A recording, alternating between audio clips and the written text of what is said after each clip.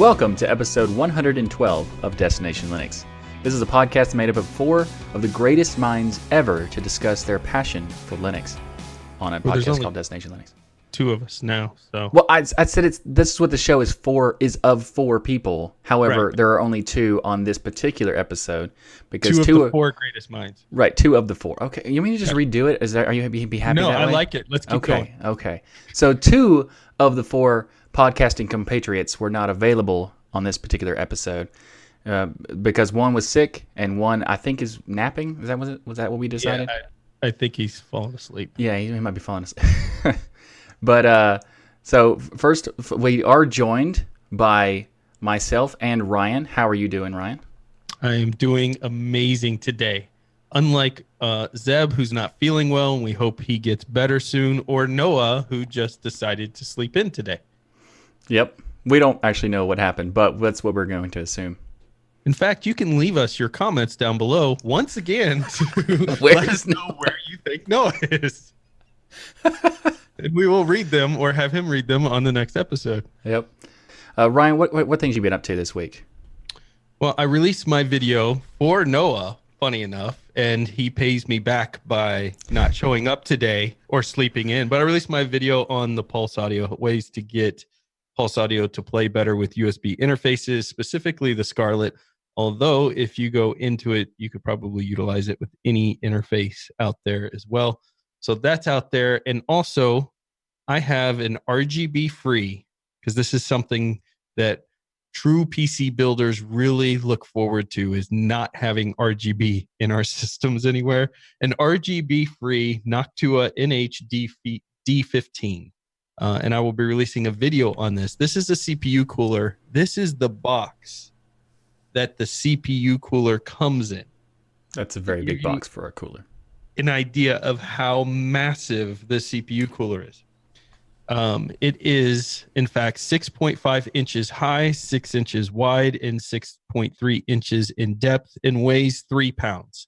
And the CPU cooler itself has 240 millimeter fans on it. So it's massive. It just barely fits in my case. And well, it's running right now and it keeps things quite cool. Yeah, so I did a little bit of, I'm not a big overclocker, even though a lot of the PC builds and things I've done in the past, that's what people want, and I'll do it for them. I don't do it for myself because it really takes the life out of your equipment. Definitely can take the life out of your stuff. And I like reselling and just buying new stuff constantly, so my hardware is always on a rotation. In this case, though, with a fan like this, I decided to go ahead and do some of the motherboard overclockings. And it's quite interesting to see that even with the overclocking of an additional 400 megahertz on the CPU, it's way cooler than the very nice Spire AMD fan that comes with the Ryzen 7 2700X. Still keeps it cooler than that, even overclocked. So pretty impressive feat so far. But I'll be doing a video on that on my channel coming up. So, Michael, what have you been up to? I've been doing some testing with the new Radeon Vega 64 that I got. Also, I was so happy to be and thrilled that when I hooked it up, it was like RGB, yeah. So no, because RGB is fantastic. Yeah. It is cool sometimes. I had no idea I even had RGB, and it turned on. I was like, oh, okay, well, whatever. Yeah. But anyway, so I've been testing it out. We did some game streaming with me, Ryan, and a couple other people joining us, like Dark One. We were doing games like Ballistic Overkill, and we're going to start doing some more stuff.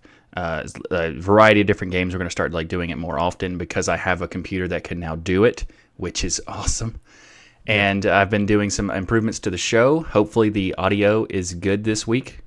I messed up last week. Like the week before, audio was perfect. Next week, not so good. But this time, we'll find out after the show. Consistency is key there, Michael. Consistency. I don't understand what that means. Well, I think it's going to be awesome to start streaming. And funny enough, there was a Linux group that reached out to us. They tagged me and you and some others in it saying, will you guys do more Linux game streaming because it's highly represented in the market? It's just one of those things. So it kind of gave us an additional motivation, plus the fact you got a brand new video card that can be able to do it, to start streaming some more gaming out there to show it's very possible on Linux. Very easy and works quite well. So Yep. Especially if you have good settings for your OBS. I need to work on that though. But it was really funny to see on Twitter the message that was sent, asking us to do more gaming streaming, and then the next day we're like, well, interesting timing there. So. Yep, exactly. This episode of Destination Linux is sponsored by DigitalOcean. DigitalOcean offers the simplest, most developer-friendly cloud platform. It's optimized to make managing and scaling apps easy with an intuitive API, multiple storage options, integrated firewalls, load balancers, and more. You can get started with this plus access to their world-class customer support for as low as $5 per month, or you can use their flexible pricing structure for as low as 0.7 cents per hour. That's darn near free. DigitalOcean also has 2,000 cloud-agnostic tutorials to help you stay up to date with the latest open-source software, languages, and frameworks. You can get started with a free 2 months free with a $100 credit by going to do.co/dl. That's do.co/dl. You can use this $100 credit to try out a bunch of their small droplets or even some of their big beefy droplets. Even, in fact, you can try out a test run with their beefy 16 gig RAM, 6 virtual CPU droplet that has 6 terabytes of transfer. Again, you can get started with DigitalOcean with that $100 credit by going to do.co/dl. And a big thanks to DigitalOcean for sponsoring this episode of Destination Linux. So before we get into the email, we just want to give a special thanks to everyone who has supported the GoFundMe page to bring Zeb to America. You have raised $1,376 of the $2,000 goal, and that's just incredible. The page is still up out there for you guys to support, and we're going to be bringing Zeb to Southeast Linux Fest. We're going to be doing live shows there from Southeast Linux Fest. Also, the Ask Noah show we'll be doing. We're going to do a DL show. We're also going to do some live streaming. It's going to be an absolute blast, and we have you to thank for going out there and supporting this. So thank you very, very much. Very much. Thank you. So the email this week we have from Ahmed from Mauritania and currently living in Dubai. He says, thanks for the awesome show. I don't want to make this a long email, but I'd like to comment on the email from a prior episode from Haidor from Iraq about LibreOffice not supporting Arabic and RTL languages. I'm a writer, and I've contributed a little translations to various open source projects such as Ubuntu Mate and Solus. So first, thank you very much for contributing those languages and translations there. We appreciate that. He goes on to say, I've used Windows and Microsoft Office for 20 years before I switched to exclusively using Ubuntu and LibreOffice for professional work for the past 2 years. And it does support Arabic right-to-left text very well, even when mixed with English. I've never had an issue with it or had a client complain. Most LibreOffice versions shipped with modern distros like Ubuntu Mate 18.04 have this enabled by default. However, some older versions don't support this by default, which was the case when I tried Ubuntu 16.04. One workaround, which I've done in the past, is a package that I found just by using app search to search for LibreOffice and grep for Arabic. I found this package, LibreOffice-L10N-AR or TAC, depending if you're in the United States or not, and I installed it and it fixed the issue. There is also an icon in the toolbar to switch text direction from left to right. Also, the format menu, go to page and set direction to right to left. I hope this helps other fellow listeners who want to use LibreOffice for right to left languages. So I love this email because, the community can get out there and find solutions to things that we wouldn't obviously have a whole lot of experience in, such as, the Arabic text in LibreOffice. But here he's come back several episodes later to bring the answer to the individuals out there. So, and it's good to know because it made sense that this option was out there, and we didn't really ask what version of the distro or LibreOffice he was using back when we got that initial email. So it makes a lot of sense that this is now better supported. Yeah, I was kind of shocked that if it didn't exist, because I would just assume that that's a very important piece of the Office suite anyway. So it's really good to know that we got it confirmed that it totally does exist. But depending on what version that they were using, there might be missing packages. So that's really nice that they also will have the link to the information in the show notes about what the different packages you'll need and where everything is located, because in case you are having those issues, we'll provide it, because thanks to Ahmed for letting us know all this information, we can now help everybody else who might be affected by it. Yep. So we want to hear from our listeners. Send us an email this week, ask that burning question, or simply give us feedback.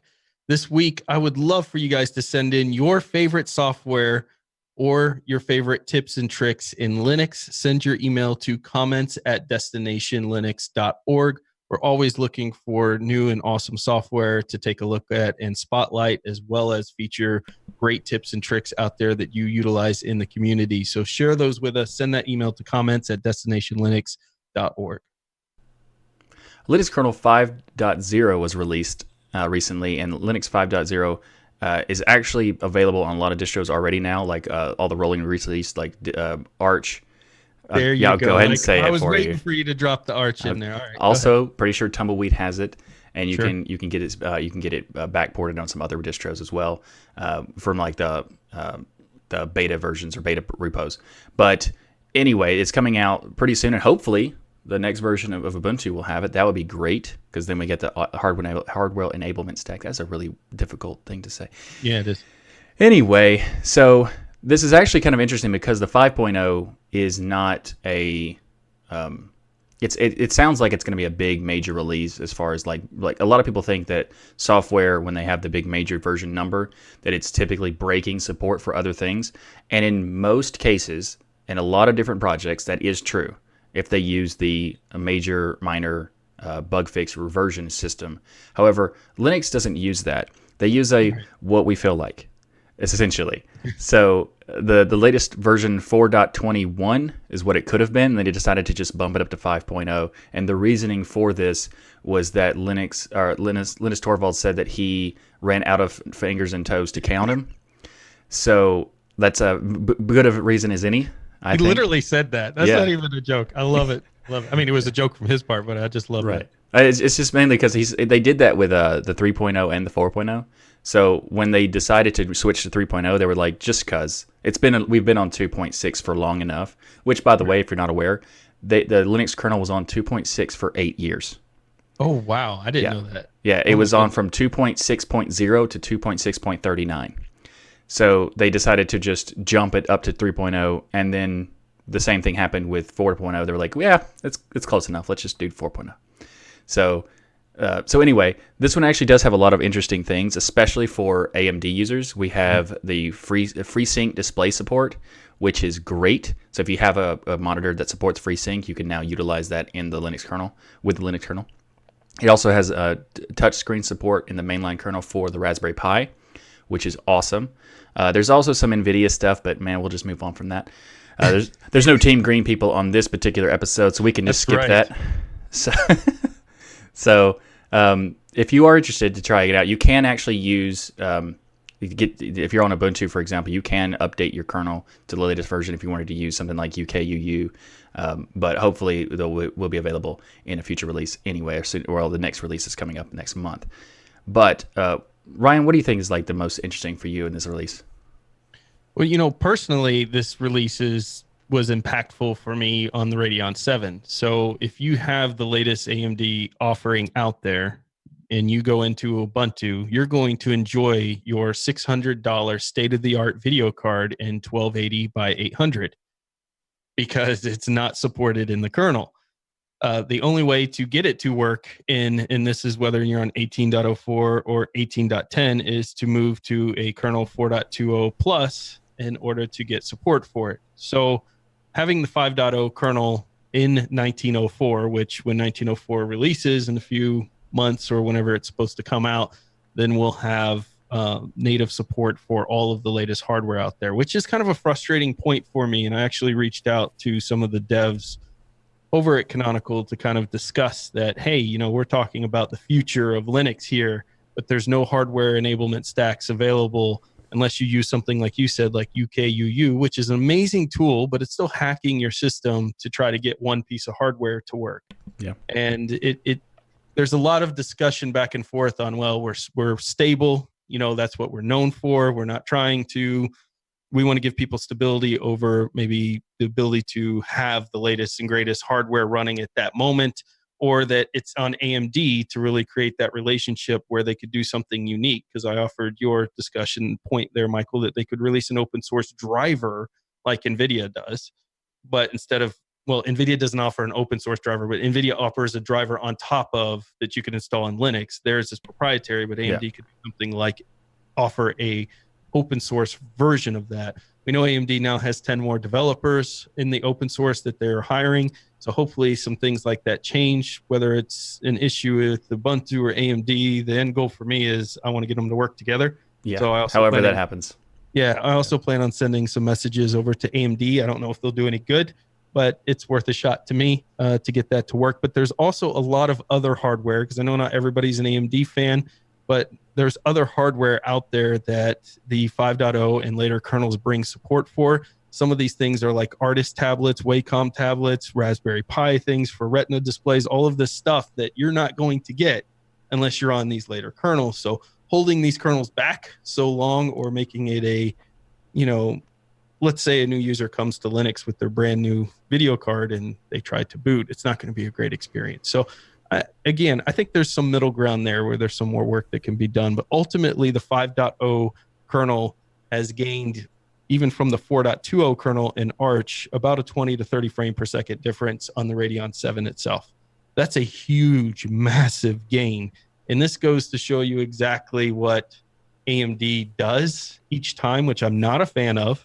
And I wish they would do this on launch, is they continue to make their drivers better and better and better as the months go on, to the point where the card becomes what we all wanted it to be the moment it was launched. Yeah. They should keep getting it better and better and better, but start from a better starting point. Exactly. Yeah. That'd be great. And that was the same case with the Vega 64, et cetera, that, it just towards the end was just the greatest card. If it had started near there, it would have been completely received differently in the marketplace. So, but ultimately, the 5.0 kernel is awesome. It's extremely stable, at least within Arch. On Ubuntu, I am still using the 4.20 kernel, which is very stable too on Ubuntu. I have not had a single issue or conflict utilizing UKUU and moving to a 4.20 kernel on Ubuntu. So it's very stable, and it makes sense they'll be going to it on 19.04, but we'll have to wait to that for others to be able to experience 5.0 and all the awesome features that it has packed in. Yeah, and just be clear, when I was talking about earlier about the 5.0 not being a major version, that's just like the version number doesn't really mean anything. But every time they make a new release, there's always massive new features and improvements and polishing and everything that comes on it. So no matter what version number it is, it's going to be a big release, because Linux kernel always does that. Yeah, and Linux kernel 5.2 is pretty interesting too, because the work never ends on the kernel. It's just amazing how many things get added in, which also makes it amazing to me that so many people don't get to see this stuff unless they're on a rolling distro right away. Yeah. But there's just so many cool things coming in. For instance, 5.1 is going to include even more improved support for the Vega 20 line, Intel CPUs and GPUs out there, as well as a bunch of features and fixes. But then 5.2 is bringing support for the Alveo FPGA board. So this is a PCI Express board made for machine learning, video transcoding, financial computing, other workloads like that. Just all this new hardware that we used to look at and go, well, that will never have Linux support. All this stuff is starting to pile in. Logitech having some of their high resolution scrolling drivers and things included in the kernel, like things that we, at least in my short time in Linux, I didn't remember seeing very often. All of these hardware manufacturers starting to throw their drivers into the kernel and get support from them in there, and seeing it just makes me so happy. I absolutely love it. Yeah, well, it's actually kind of interesting, because I've been using for Linux for so long that this is actually you were right about it not noticing, not the manufacturers not always being there, because in some cases you'd have support for like all kinds of different peripherals, like whatever logic boards or whatever, but it would take a little while for them to get access to it. So now that they're putting support for it before the kernel even comes out for that version is awesome, because there's a lot of stuff that even Intel is doing where they'll make support for their CPUs that come out, and they'll have support for those CPUs before the CPU itself comes out. So that is really awesome. Very cool stuff. So Disco Dingo now is our official mascot for Ubuntu 19.04. And listen, is a mascot an important thing? Let me just ask you that question, Michael. Do you think this matters? Why is this in our show? Okay. Depends on, the answer is yes and no. Sometimes the mascot is important, sometimes it's not. An individual an individual release having a mascot is not necessarily that important. However, the art for this particular one, I like it. It's so good, isn't it? Yeah, it is. It is quite good, and I hope they make a T-shirt for it because they usually do make shirts for their releases. And this one's like, this is quite good, and it's not only it's like good design, but it's also like adorable at the same time. Absolutely. It's a geometry-based dingo, if you guys haven't seen it, sporting a pair of headphones, and it has this disco 80s color theme. It's really hip and cool looking, unlike some of the other variations, which they may have been hip to other people. This is obviously something that some people are going to like. This is always going to be subjective, right? Some people are going to look at it and go, I hate it. Some people like it.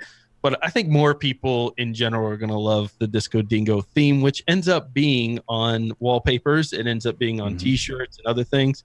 I might have to get me a Disco Dingo T-shirt. I'm just saying. Yep, I'm very tempted. You have to use that weird Monopoly British money thing, but other than that, I'm very tempted. But it's a good design, and it kind of makes me think that they chose Disco Dingo name just so they can make this art. Yeah, absolutely. It's almost Star Fox-ish. Yeah, it kind of is. What it reminded me of. But, when we talk about importance of this, I asked you that question to kind of get your understanding as somebody who's very experienced in Linux. But I can tell you, I remember very often people would recommend me to go look at different distros when I was doing 30 Days of Linux. And back then, I didn't really understand the difference between, a distro and the desktop environment or anything else. So I was just looking at the whole overall experience when you go in. And part of that is what things look like. The wallpaper that's in there, the themes that they choose, the menus. And a lot of times I would go into there and just look at something and it just felt old. It felt old. The wallpaper was something that, like a picture of a car that they picked off the internet or something in some of these distros. And it didn't give you a feeling like somebody had really spent a lot of time. Yeah, it didn't have that polish. Yeah, they didn't spend a lot of time caring about the user experience. And so I think that this type of stuff, while not major news, is important. And I think they did a fantastic job. The artwork here is first class. Yeah. Really well done. I do think I'd have to just pretty much agree with everything you said about the importance of the polish, because there's a lot of distros that don't do that amount of polish. And it's like with the weird wallpapers are just like they just randomly went to Google and downloaded an image. Like that kind of thing does happen. And this is a good example of you don't necessarily need a mascot for the company or for an individual distro, but you could have a mascot for individual releases so that there's a different I don't think it's not really necessary to do it, but it does add a nice polish to it when you have every new release. There's something different about it, and there's something unique about the design. So in that sense, it is pretty good. And I do think that the design for the Disco Dingo is awesome. So, And another thing is awesome is Wireshark, and Wireshark recently released 3.0. So Wireshark, if you're not aware, is a network protocol analyzer. It's probably the most popular. Well, I'm almost guaranteed it's the most popular because it's such a hugely known project for this type of tool, and it's used for troubleshooting, analysis, development, and education over networks. So you can use it for all kinds of things. This latest release has fixed some significant bugs and has improved a lot of the code, and you can also try it out, which is I think this probably one of the best things of any kind of tool like this is to make it possible to use an app image or one of the universal formats in order to try it out. Because it used to be you had a lot of setup time to make this work, and a lot of these tools, like these network tools, require a lot of setup most of the time. But having an app image where you can just download the tool and then get started really quickly, and having support for pretty much all, most if not all Linux distros using those formats. So it is awesome to see that. It's one of those situations where for me on my own home network and setup, you can start looking at network statistics. You can start, in fact, I had a situation where an individual was getting onto my Wi-Fi network in order to play their Nintendo Switch. So obviously I had some security loopholes. This was right when we first moved in, so I didn't have anything set up. I just put in the router, but I was able to detect some weird traffic patterns going on utilizing this. So there are a lot of awesome things that you can do with Wireshark. It is a pro tool, and you need to have permission to be running this in any of the substantial tests and filters that they have within Wireshark. You shouldn't be, going to your local coffee shop and running Wireshark on their network, for instance. Right. Anything that allows you to manipulate a network or track network information, you should always get permission first. Exactly. But you could certainly run this on your own home network and watch traffic kind of go across. There are multiple filters that you can run depending on what type of traffic you're wanting to capture out there. And their user guides are fantastic. I will tell you that, even though there is an app image, you will have to mess with permissions. Make sure you set up proper groups or Wireshark group, for instance, and set up your ID so that it can access various portions of your profile to be able to do some of the testing it does. So it's not as easy as just download the app image and go. I might have said it wrong, but I was talking about how it used to be like a lot of setup. Now it's a lot less setup because you don't have to worry about whether you get the packages that work for your specific distro. You can just get the app image and then do the setup on top of it. But it's because it's a pro tool. There is going to be a significant amount of setup. It's just not as much as it used to be, which is awesome. Yeah. I would say, a good 10, 15 minutes of reading the manual, you could start running your first tests out there. They have really good documentation. Wait. Did you just say you read the manual? Yeah, no, it's weird. I'm starting to ruin my whole reputation.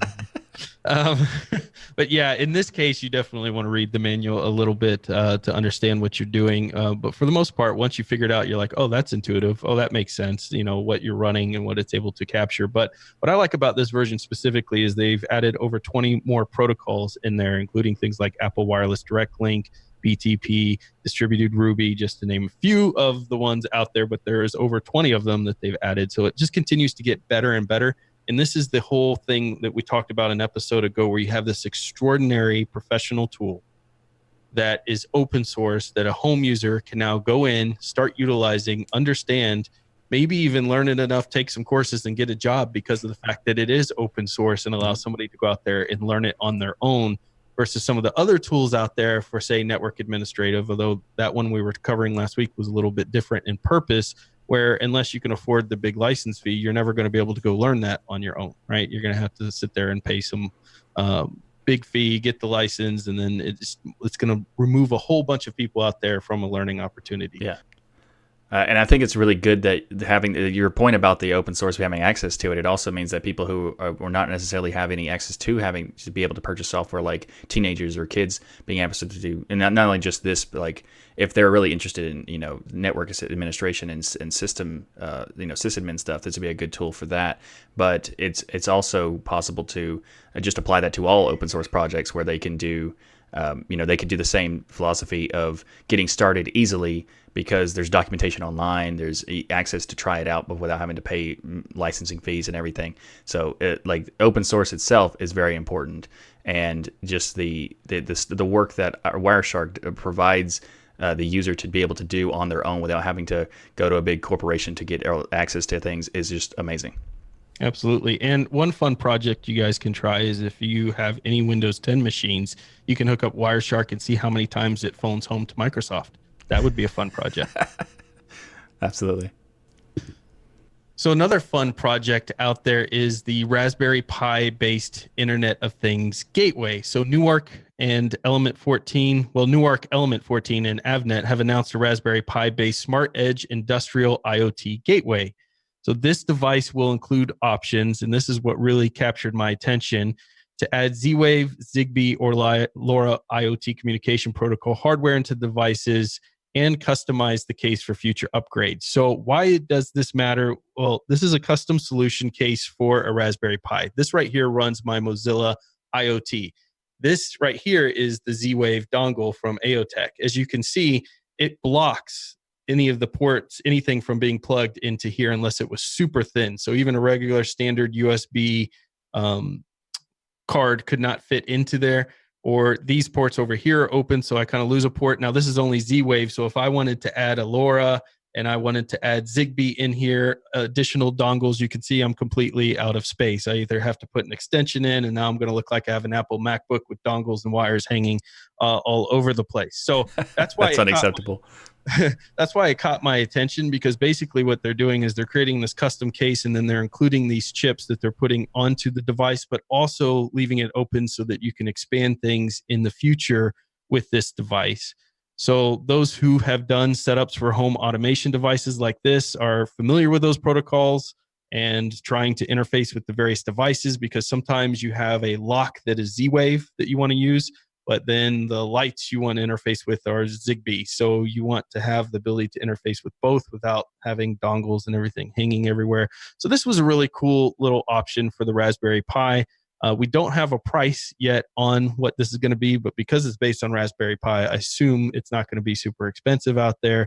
Allow you to customize and add all of these different embedded chips and things inside of it, and make it much easier to kind of control the Internet of Things devices that you have as home automation starts becoming more and more popular. And man, you can go to Home Depot now and any of the basic stores and start seeing Z-Wave and Zigbee and all these IoT devices for locks all over the place. So it is a very popular thing, and having a good gateway for it is important.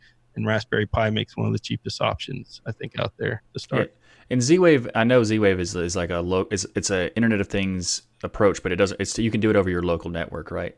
That's correct. Is the same thing with Zigbee? Yes. I think all the protocols you can run on your local network. You don't have to have the internet connection out there. In fact, it probably could be a bad idea unless you know how to do the security properly. Otherwise, people will be unlocking your locks for you. But yeah, I'm pretty sure all of these can, although technically I've only played with Z-Wave. Okay. Well, I mean, Z-Wave, I've actually used that in the past, but not extensively, just to try out and to play with things. But I actually am really interested in the home automation concept, although I haven't gone through the process of doing it because of effort. But it's really nice to see something like this where you can use the Pi to expand it out much easier. And I like the idea of especially not having to worry about dongles and everything is nice.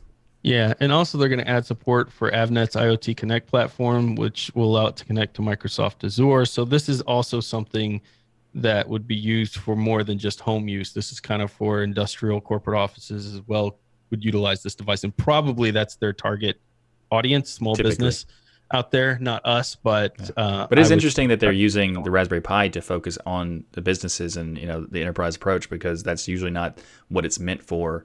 So it's pretty cool because you get the benefit of them creating a product for that type of audience, but then the consumers also get a benefit of not having to spend a ton of money because they can just use the Pi to attach to it, and it's a double benefit there. Yep. Now, if only the prices of the locks and all of this integrated Internet of Things devices would come down, because it's ridiculous. There's like light bulbs that are like $70. I was like, no, I'm not doing that. I started to do a video series on it, and I was like, wow, well, by the time I'm done with this video series, I will have lost $700 in setting up Internet of Things stuff to try the Mozilla IoT. So I'm going to do it little by little by little. That's understandable, yeah. Very pricey. That's probably a much better option. Yeah. So up next in the show, we're going to talk about PureOS. From Purism has announced on their blog post that they have achieved convergence for their Librem 5 phone and Librem-based laptops. They announced this convergence this past week, and they said that if you haven't been... Okay, first of all, let's just talk about, if you're not sure what convergence means, it's a term that's been around for a couple years now. It was sort of started with the Ubuntu Touch and the Ubuntu Phones campaign that Ubuntu started a few, like 7 years ago or so. Mm-hmm. And unfortunately, Canonical decided to end their attempt to go through convergence, but... Purism has been doing it with their new devices for their phone and their laptops. But Convergence is using the same OS to run both the software on both your phone and your PC. So your laptop, your desktop, or your phone could use the same software and the same operating system when you wouldn't have to worry about transitioning back and forth, you having a completely different systems that, like, for example, with Google devices, you have Chrome OS or Android. Or if you have an Apple device, you have Mac OS or iOS, which have some kind of work together features, but are not really convergence. They're just somewhat connected. Or if you have an Android device and you have a Linux system, you could use KDE Connect to accomplish some similar things. So PureOS is the operating system that Purism has made for their Librem lines, and with their upcoming mobile handset and their current line of laptops, they will be able to achieve this style of convergence. Now, the thing that's kind of interesting to me is they're on their website. They're saying that they have achieved it rather than that they will achieve it. And since the Librem 5 doesn't actually exist yet, it's weirdly phrased and a little bit jumping the line in that area. Jumping the shark, as they say, a little bit. Yeah, a little bit. Yeah. Well, I think it's interesting. I'm excited that Linux, we have a Linux product line here that is seeking this convergence outside of just KDE Connect. KDE Connect being the greatest example of a version of convergence, but it's the same version that, and I think Apple, frankly, probably does this the best and one of the first ones to try to implement a cross functionality between messaging and things like that between your laptop and your phone. And a lot of people love that ability. For instance, if you're at work and you have to keep your phone in a drawer or whatever, or you just don't have it on the side, but somebody messages you, say your wife or a friend or a colleague or whatever, then you're going to see that pop up on your Mac. Now, KDE Connect brought that to Linux, amazing ability through your Android phone, but your Android phone does it still have to be plugged in for KDE Connect? No, it doesn't have to be plugged in. It just has to be on the Wi-Fi. It has to be on the Wi-Fi. Okay. Yeah. So if you don't have access to the Wi-Fi for whatever device, it wouldn't work. Or if you have to use sometimes companies will have different, when you connect to your power through your an Ethernet cable, you would be on one network and your phone would be connected to a Wi-Fi on a different network, and then it wouldn't work. Okay. So there's a little bit of differences between how the implementations of two different OSs, they were trying to create convergence through apps. In this case, you have the Librem 5 phone and the laptop, which will be running the same OS. So essentially everything would be the same, right? When you move over, you'd be getting messages on both devices. You'd have that convergence there.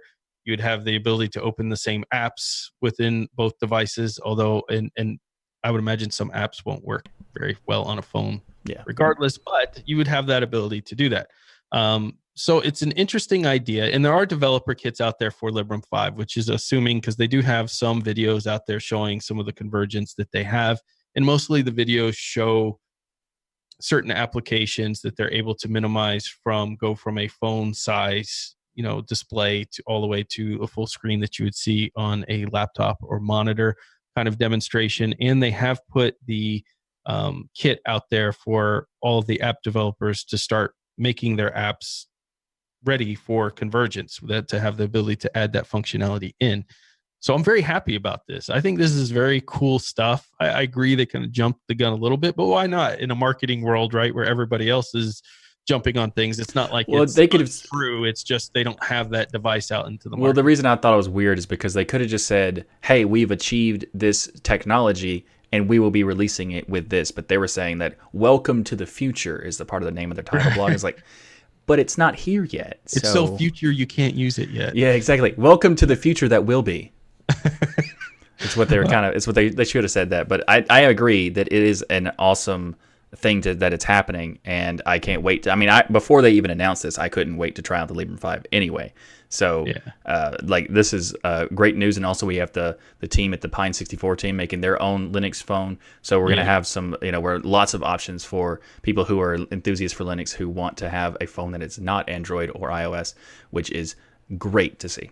That's the dream. I mean, just to be able to get rid of either of these. Unfortunately, Librem 5 has received an additional delay into the third quarter of 2019.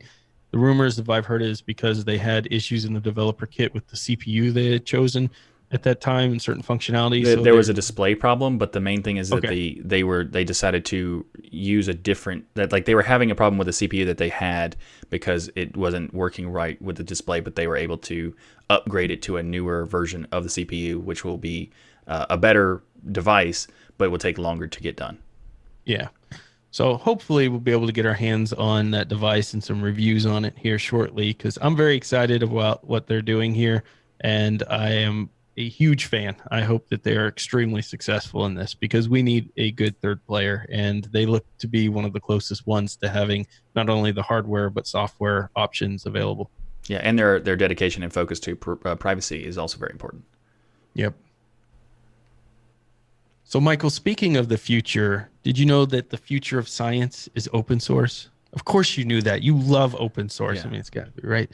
I assumed. But So the scientific community is looking to leverage the power of open source. In some recent articles by Glenn Moody, he has made the case that individuals working in the science community would benefit greatly from free software code, apps, tools, and libraries that open source offers. The points made by the author further proven by taking a look at Project Jupiter, which I've been doing some research on this week, and just such a cool project out there. Project Jupiter is a set of open source software projects that form the building blocks of interactive and exploratory computing that is reproducible in multi-language. The main application offered by Jupiter is the Jupiter Notebook, a web-based interactive computing platform that allows users to author documents that combine live code, equations, narrative text, interactive dashboard, and other rich media. So if you've ever seen journals before, typically they were done in Mathematica from Wolfram Research, which is a closed source project out there, but they were really one of the ones that kind of brought this idea of having some visualizations and abilities to interact. That is, if you have the license and software and pay for it with some of this.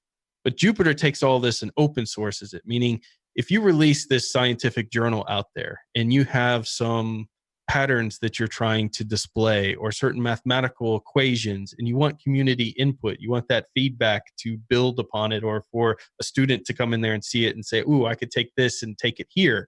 But if you just get a PDF file or you just get a, document, you're not going to be able, you're going to have to manually go in there and try to figure out what their diagrams are showing or whatnot. Whereas in tools like this, you can create animations, you can show it live, and people can go in there and start manipulating the calculations or modifying them to make sure that they're coming to the right conclusions.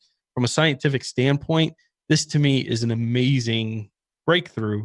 And the fact that we can offer it completely open source means that students who get things like Mathematica from Wolfram Research, like when I was in college, you get the free license, but as soon as you leave, you lose that free license. Now you got to pay for it if you want to use it again. This allows students, and hopefully schools too, to adopt an open source platform that students who get used to utilizing this tool can continue to utilize it for free afterwards.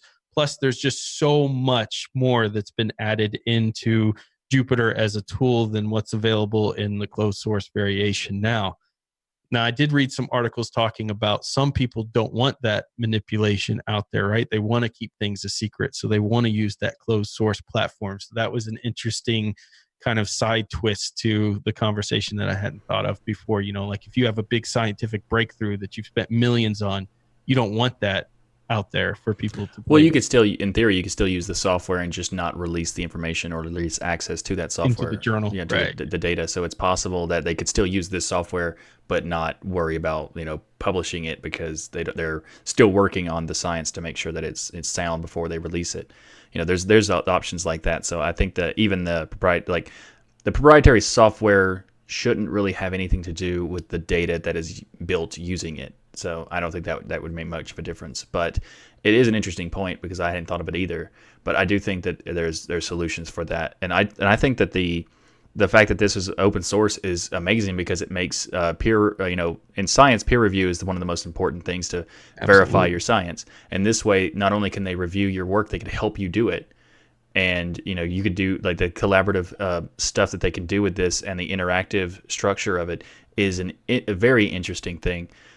Because as far as like the publishing information for scientific research, it's scattered in so many different places, and having a single place that you can teach kids, and when they get started with doing experiments, they can use the same software when they're doing it in schools, and then when they get out, it's going to make it a lot easier and a lot more of a shared community approach, which I find completely awesome. Yeah, absolutely. And this was Project Jupiter was spun off of IPython in 2014. I don't have done a ton of research, but as I understand, IPython was just basically a variation of this with just utilizing Python language. Yeah. And then when they put Project Jupiter, they took all of these different projects and all these tools and combined them into one, which means that now you can utilize a whole plethora of languages, different languages that you want to create your code in your journal notebook out there. And it's so cool to think about that students now, without any cost to them, can go interact with these scientific journals and engage in them, whether you've gone to college, whether you don't plan to go in college, doesn't matter. You're going to have the same access as everybody else. It also goes back to the whole thing we talked about with Wireshark having access as an open source. You don't have to pay for that license fee. This allows you to actually do, get, even if you weren't doing, going to school for some kind of scientific degree, you could still start trying it out and see if you do like it in a earlier stage, or even like as a amateur scientist. That kind of thing opens it up so much more widely to so many people that it has a ton of potential. Yep, absolutely.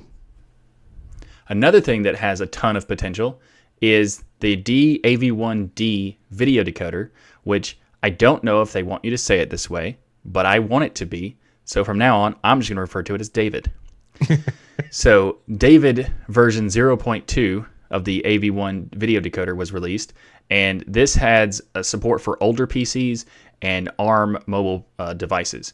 Now, before we move on, I just want to point out that if you're not aware, the AV1 video codec or format is a very important, potentially game-changing codec because, well, the most commonly used format is currently the MP4 or X264 or H264 codecs, and they're the most widespread and they're most well supported.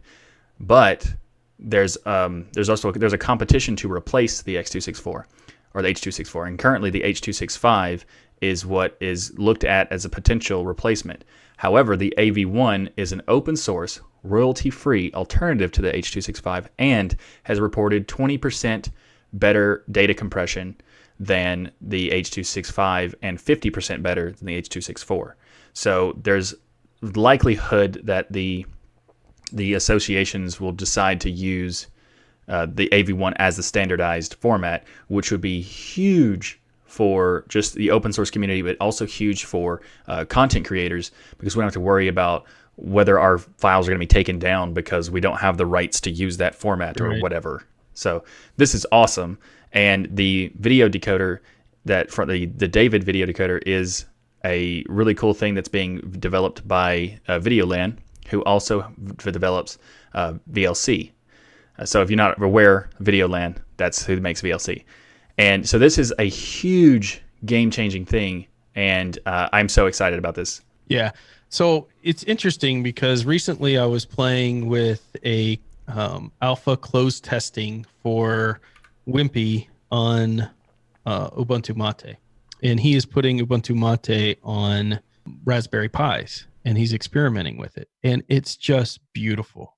You boot it up and you get that beautiful Mate desktop on a Raspberry Pi, the beautiful menus, everything is working really, really well. Again, it's an alpha. It's not out there for everyone to utilize just yet, but you guys are going to love it when you get your hands on it. But one of the biggest issues that I saw for performance was when you would open Firefox and try to do any video playback. And there were some reasons for this that could be fixed once this comes out of alpha to help with hardware acceleration, etc.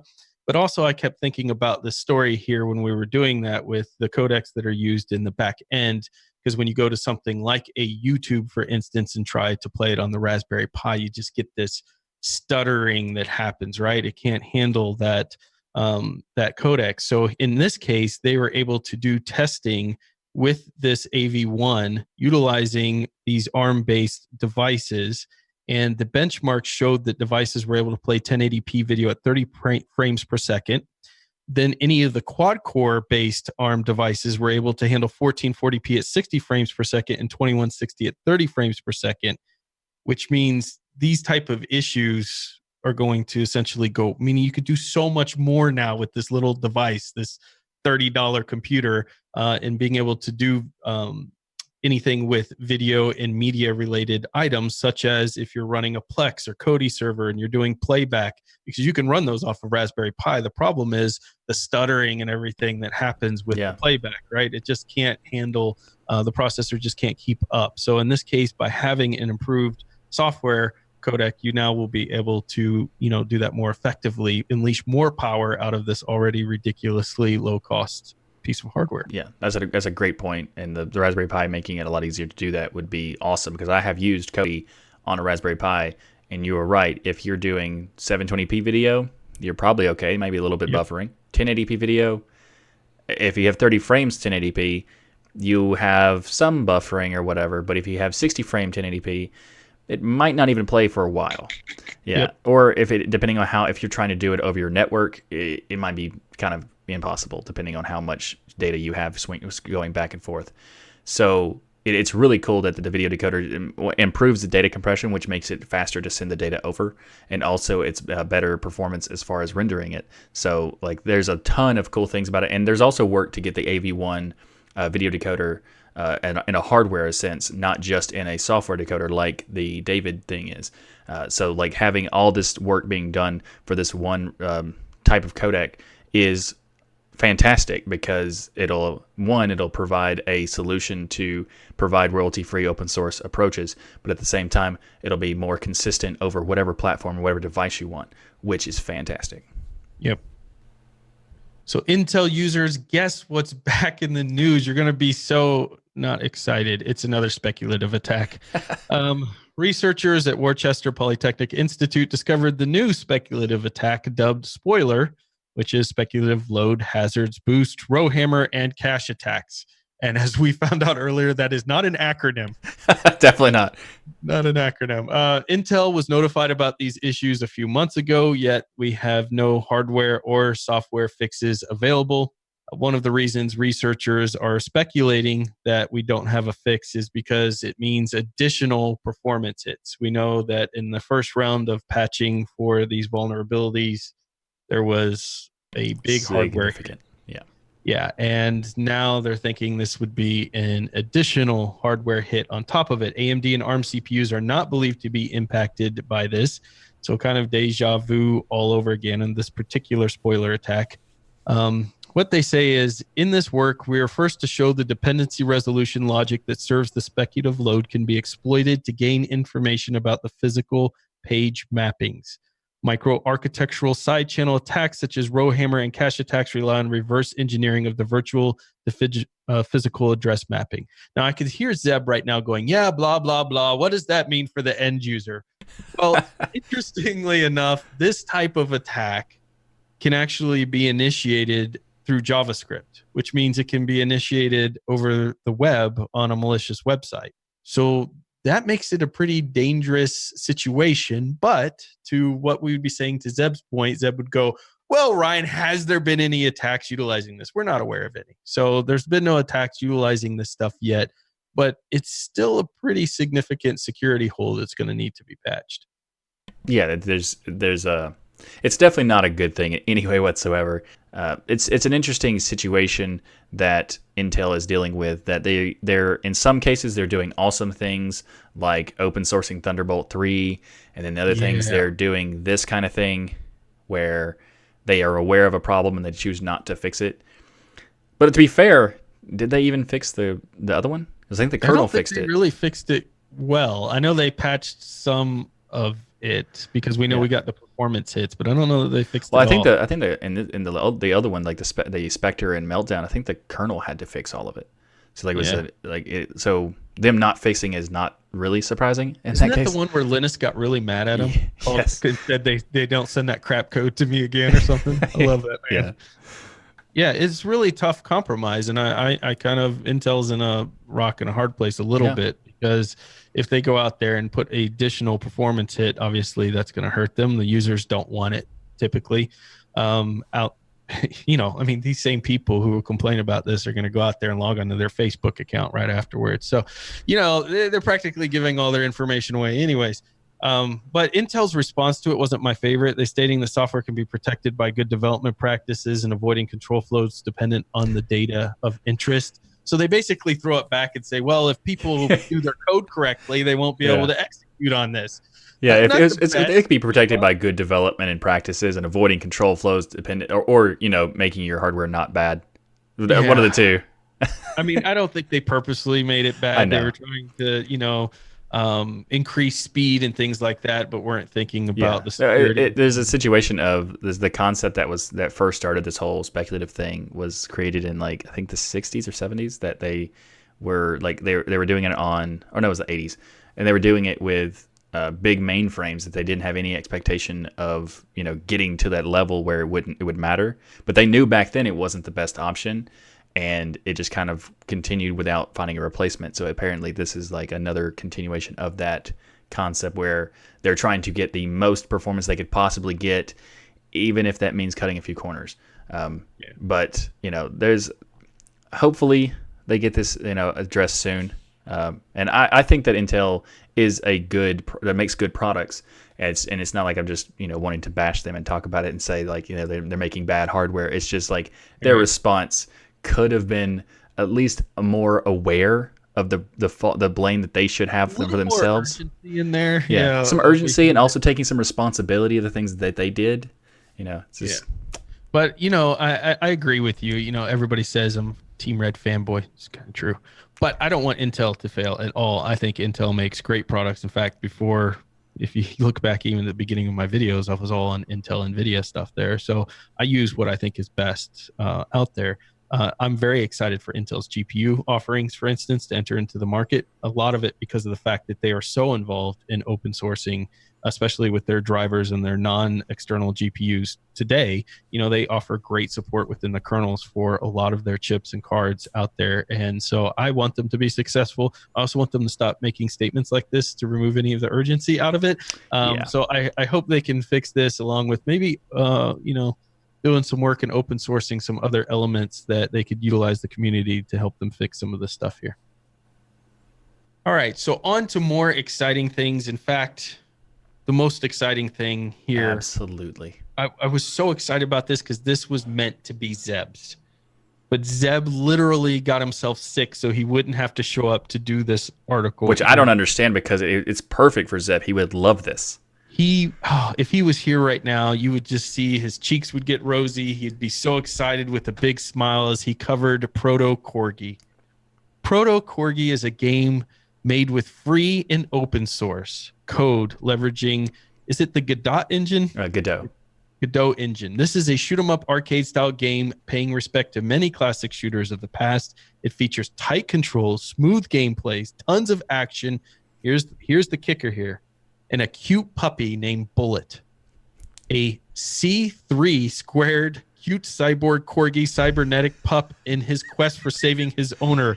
A brilliant scientist kidnapped by a strange alien race that wants to rule the galaxy.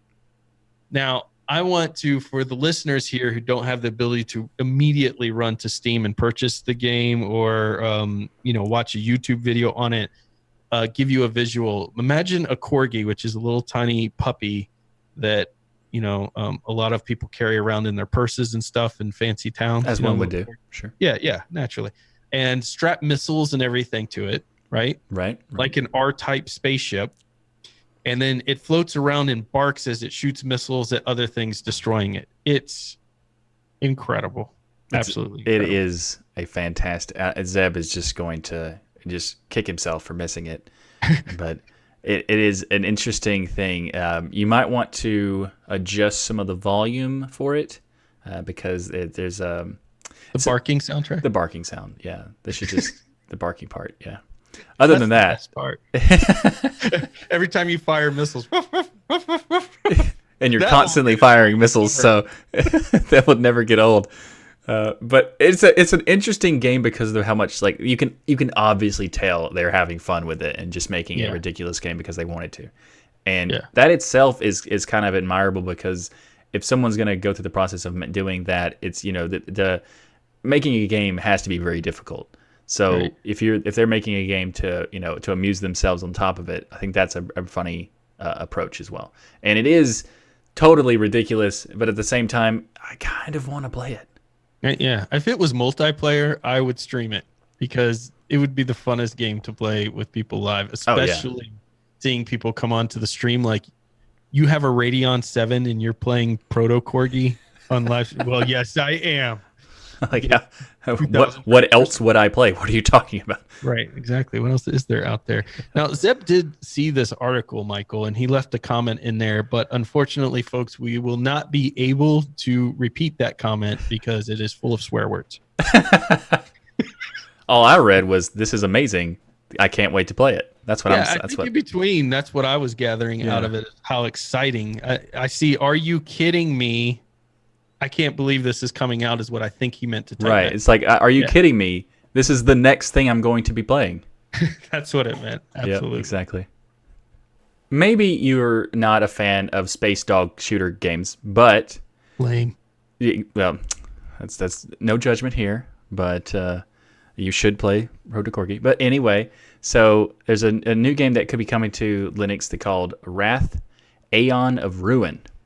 I don't know if it's Aeon or not, but it's actually kind of interesting because it's a first-person shooter, and it has a feel of a combination between Doom and Quake. Mm-hmm. So it's an interesting style game, and it's made by 3D Realms, which is also the creators of like classic FPS games like Duke Nukem. Yeah, and this game pays respect to the genre of like with a retro style. So that's where it's like a nice designed graphics, but has the style of an older FPS game like Doom. So it's like it's Doom but enhanced sort of thing. Yeah, well, they're saying that it's rumored to be added to Linux for its release in summer of 2019. So we're not quite sure yet, but what you should do is, if you're interested in this style of game, and frankly, Linux has we need more first-person shooters, more good first-person shooters out there. Mm-hmm. For instance, Ballistic Overkill, we love to play. We've streamed it, Michael and I, a ton, and it's still a fun game. But eventually, kind of like, okay, I want something else. And this looks like a fantastic, fun game out there to play that just reminds me so much of the Duke Nukem games that I've grown up with and loved so much, but with modern graphics, but still kind of has that nostalgia twist to it. So one of the ways that you can help support games like this, if you're interested in them, is going into your settings in Steam and setting that your preferred system is Linux, your preferred operating system? Preferred system, yeah. And once you do that, once you add games to your wish list, what happens is the developers can see that, and they can see how many people are interested in Linux, for instance, in playing their game. So if there are specific games that you want to play on Linux, let the developers know. One way to let them know is to add these games to your wish list once you go into the settings and change that your preferred platform is Linux out there. So and that's a great tip in general, just because if you want to put when you put your preferred platform, it also benefits when you play a game, it makes it automatically assume Linux first, and then detects what system you're using.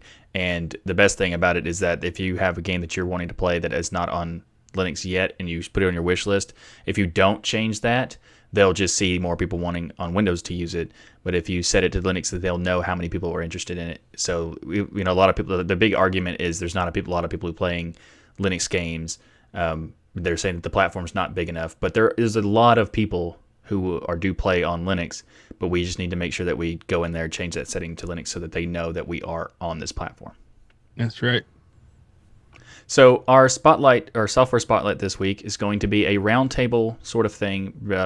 So we're talking about our preferred or even just like the best IRC clients for Linux.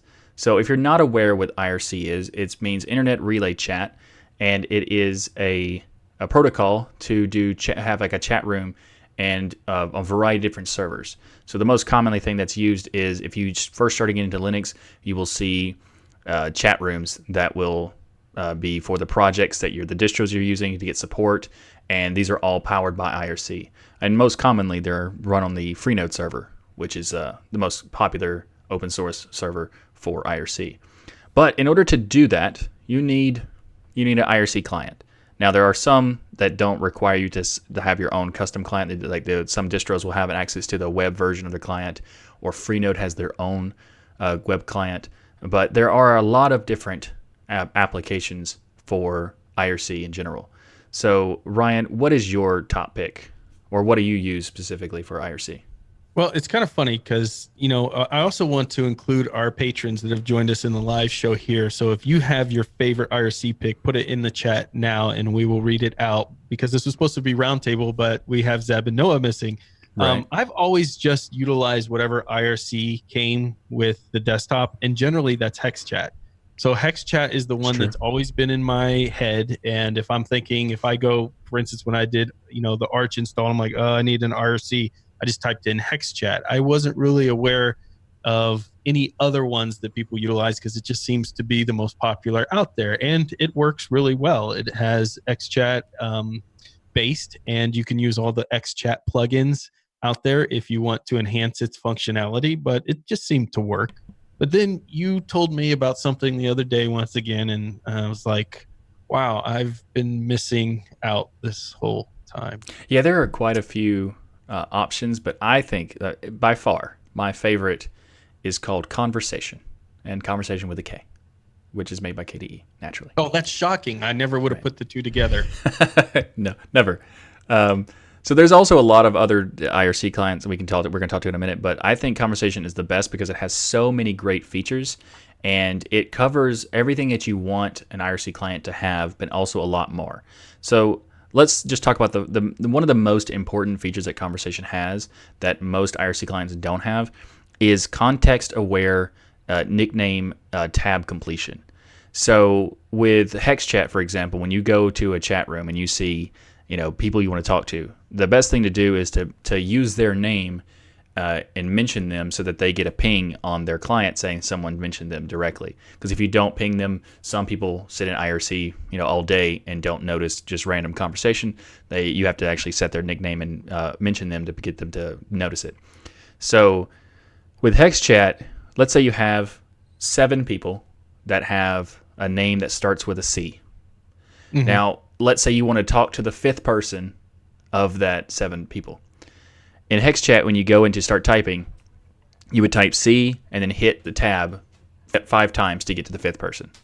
Whereas, let's say only 2 of those people are actually even in the conversation or even part of it. You'd still have to hit C and hit the tab multiple times to get to it. Whereas Conversation is context aware. So if, let's say, those out of those 7 people, 5 are not even talking, they are not even included in the tab complete because they're included after the fact, but they're not included by default. So you have the first 2. Let's say one person you're talking to, and they are the last person who just mentioned, who just said something in the chat. It will automatically detect that person is the most recent chatter in the room, and will apply their nick as the first one to go to. So if you're having a conversation with someone directly, and you're having a very active conversation, it will always go to whoever is the most active in the room.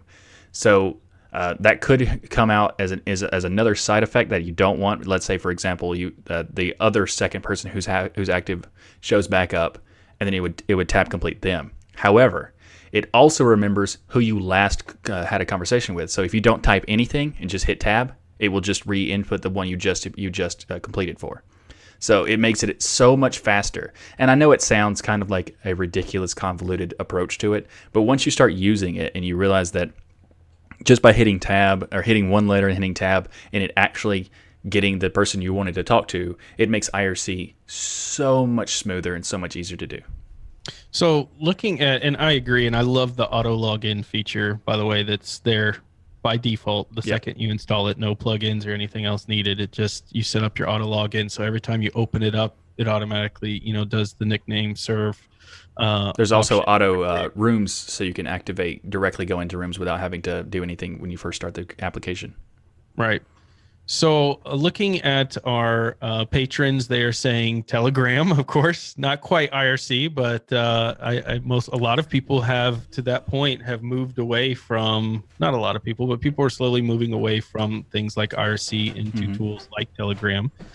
Pigeon, of course, which is a good one. It's not really an IRC, just an IRC client. It's kind of an all messaging. Yeah, it's an instant messaging client that has IRC ability, but it once you try a exclusive IRC client, you'll realize that Pigeon is not really good enough.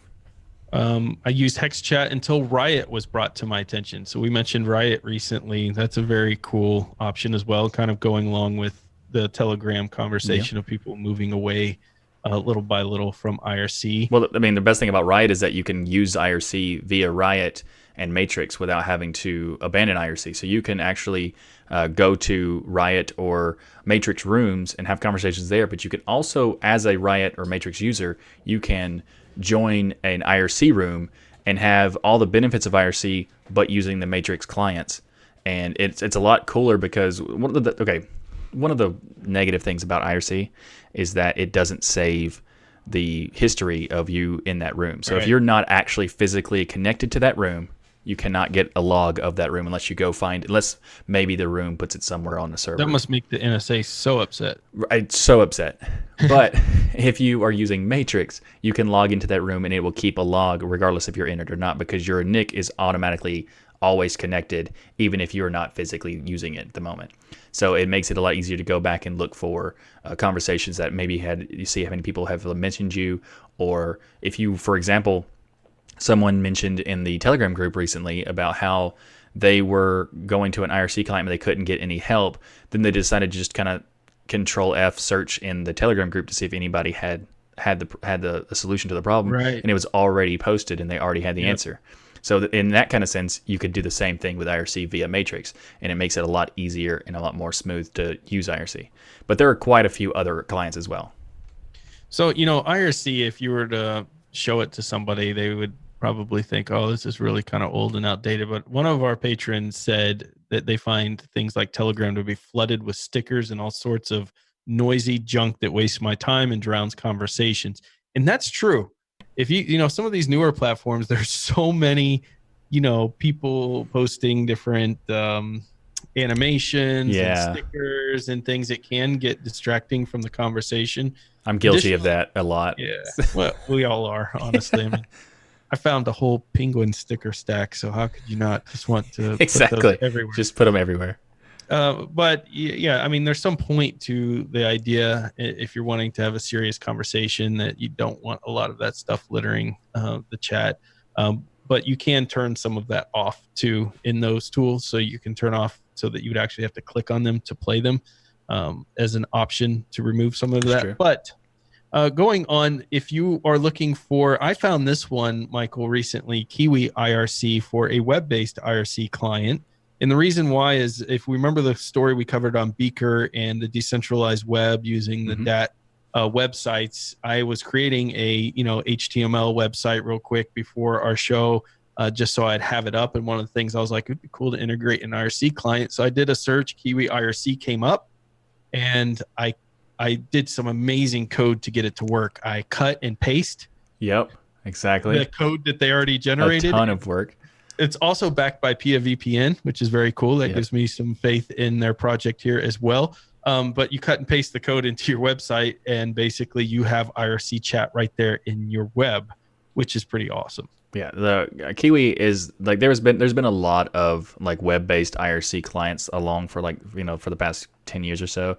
There's been a lot of different options for it, but Kiwi has basically just taken over as far as the most used and the most useful, because they have a ton of features that even regular clients will have, and it makes it a lot easier for people for distro developers to attach an IRC client to their website. So you just click a link for the chat room and it automatically goes to that chat room. You don't have to worry about the server or creating a NIC or setting up passwords and stuff. You just go right into it and get started talking to people with like a guest account and everything. So it's a great option, and I know a lot of people who actually do use it as their regular client. I think it's more useful for like a one-off of like connecting to a website and that kind of thing. But it is an interesting option as well for if you just want to use a web, you don't want to install a client, you can log in as an individual on their servers if you want to, or on a server, not necessarily theirs, because they connect to all the big ones like Freenode and etc. Well, I did have a chance to talk to Zeb before the show, and he said, you put all these options on there, but I want something from the command line. You know me, I love CLI-based tools. That is exactly Zeb, yep. Yeah, doesn't that sound like him? So Weechat and IRSSI are both command line IRC clients out there that you can use. Do you have any experience with either of these, or have a favorite out of the... Yeah, I have used both, and I think that they're both quite good, and they both have the same similar benefits to each other. It's more of a which one you like the best. I think the easiest one to set up is probably Weechat, but IRSSI, and I think it's actually pronounced IRC. I think that's actually how they're supposed to be. No kidding. Okay, that makes sense. That could work. Well played. Yeah, I think that's what their goal is. But anyway, and it's a good tool as well. And it's not. I mean, in comparison to each other, they're not that much different as far as setup and configuration and stuff, but they are command line interfaces, so they are a little bit more to do than anything else like Hexchat or Conversation. But what's really cool is that you could put them on a server and then remote into that server via SSH and then use your client in that terminal on that server and always have that server connected. So it kind of provides like a continuous log in that approach if you wanted to do like an SSH server approach, like that, not necessarily wanting to do like a Raspberry Pi weekend project. Yeah, you could do that, sure. Yeah. Like a self-hosted approach rather than doing like a matrix thing. There's lots of benefits to that as well. And it's also incredibly fast to use once you get used to the workflow. But there's a little bit of a learning curve and a barrier to entry there. But overall, they're both good options. But I am not necessarily lazy, but when it comes to IRC, I want to do is less work is needed, and that's why I use Conversation. So yeah, there's quite a few. There's quite a few options. There's also Quassel. Can't forget to talk about Quassel. They have their own server structure with the core versus client approach. But I think that Conversation does just a few things a little bit better. I don't like having too many options, so I'm just going to use Conversation. And everything looks good, and there's like 15 pages. I'm like, nah, you need... this is too much. I can't decide. I agree. And Conversation is a great option, so let's just go with that one. There you go. And for Zeb, Weechat, because he loves the terminal stuff. All right, on to our tip and trick of the week. Our tip and trick of the week is Zsync command. Zsync is a partial or differential file download tool over HTTP. If you've ever used rsync, then you should be familiar with this concept as it uses the same algorithm. This is a very cool option for one of the use cases that I saw with this. So this is a command that you can type into your terminal, like where you would put rsync, you could put Zsync. What this is going to do is go out and grab the pieces of that file that have changed. So one easy way to explain this is, let's say you download an ISO, a lot of ISOs, like Zeb, for instance, and you're constantly kind of distro hopping, and you're like, oh, I want to go grab the latest, Peppermint, but you have the original version of the Peppermint ISO. You could use the Zsync command to go grab just what's changed with that and move it into your original file, so you're not re-downloading everything all over again. And that seems like a very cool way to save space for people like you, Michael. I don't understand what you're talking about. So as somebody who habitually runs out of space, you could use Zsync, because you talked about cleaning off your system. Yes, and all of a sudden you have all this free space. My guess is, I'm just guessing here, you probably had multiple versions over all of the years that you kept the same system of many different files. Whereas if you had used Zsync, you could have kept yourself from having that problem. How dare you guess such a ridiculous yes? Yes, I did. I actually went back and I have multiple years of sets of files that covers up like a terabyte of data, and there's at least 15 to 20 different versions of it. Yep. So yeah, this would be a much better solution than having duplicates everywhere.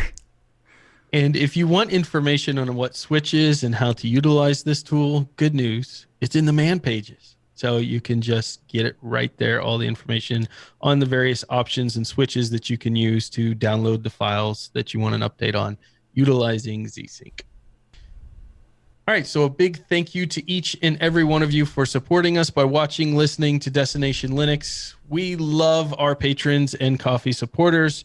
Just want to give a special shout out for all the support that you give us. And we do a live show for our patrons, so you can come join us, be a part of the show, and you can join for just $1. That's darn near free. And Ko-fi is our new way of supporting us. It's either, we've kind of either call it Ko-fi or Coffee, but it's KO-FI.